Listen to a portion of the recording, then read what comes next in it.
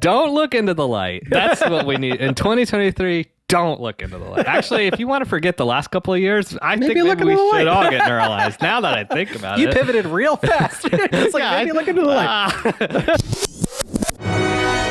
I make this look good.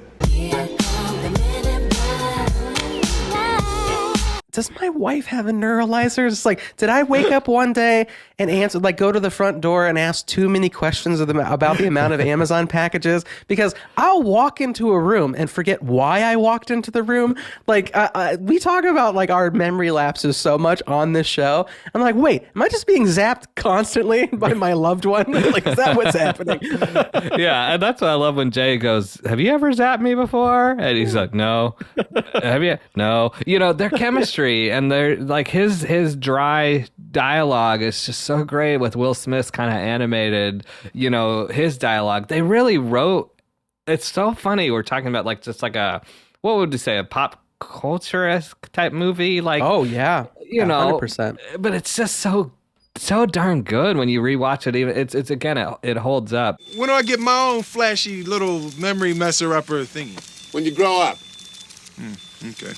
And at that time, it's like, no offense to like Mario Lopez as AC Slater, you know, Mark Paul Gosselaar as Zach, but they will always be those guys. Yeah. But at the same era of television, you had Will Smith as cemented as the Fresh Prince of Bel-Air.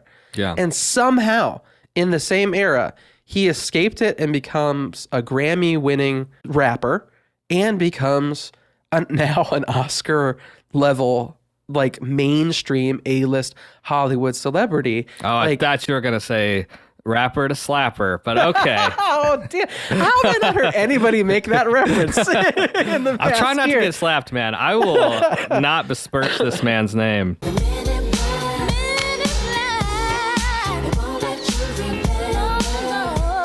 The director probably came to him and said, okay, hear me out. You're a 2-story cockroach that's crammed into a 6-foot human body. Can you do it? And he's like, hold my sugar water. Yes, I'll do it.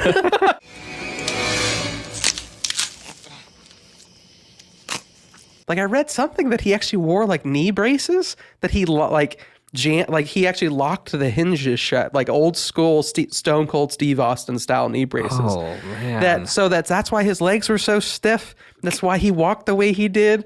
And the makeup, just like, it did look like, what's his wife say? Edgar, your skin's hanging off your bones.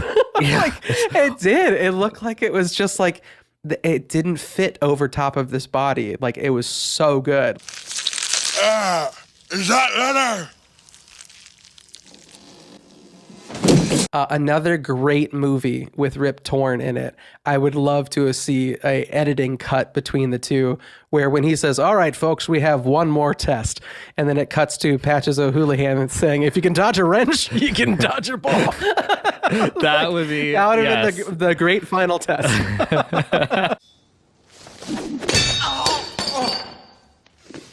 I would love to be back in this world in a episodic way where we do get the Men in Black agency hub and we get a larger villain, almost like the Power Rangers, like a main core, but then aliens in each episode, a different one, a new one. I think that'd be really engaging. And I could see, even if you got some good comedic actors in there, to where they were kind of like go-to snitches or police informants. Yeah. That are like, and Men in Black informants that were neuralyzed every single episode. Like, and were just really good comedic actors.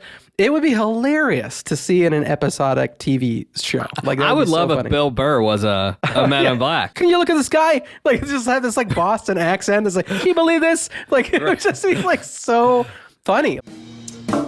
I like that. There actually are conspiracy theories that the Men in Black are real. You can look it up on YouTube. There's like an interview of it, of none other than Dan Aykroyd, one of the OG Ghostbusters himself, went out to the city streets and was taking a cigarette break and saw 2 guys in black suits with black Ray-Ban sunglasses eyeballing him in a busy New York City street. He looked away for a second, and when he looked back, they were gone. Within 2 hours of going back into his studio, his show about UFOs and revealing UFOs was canceled by the Sci-Fi Channel. And this is a fact. So, do you believe that the Men in Black are real because Dan Aykroyd says so? No, those same two people then were at my house telling me about the Mormon temple and stuff like that. So no, I don't believe it. That makes much more sense. Damn, why didn't you just jump to that conclusion?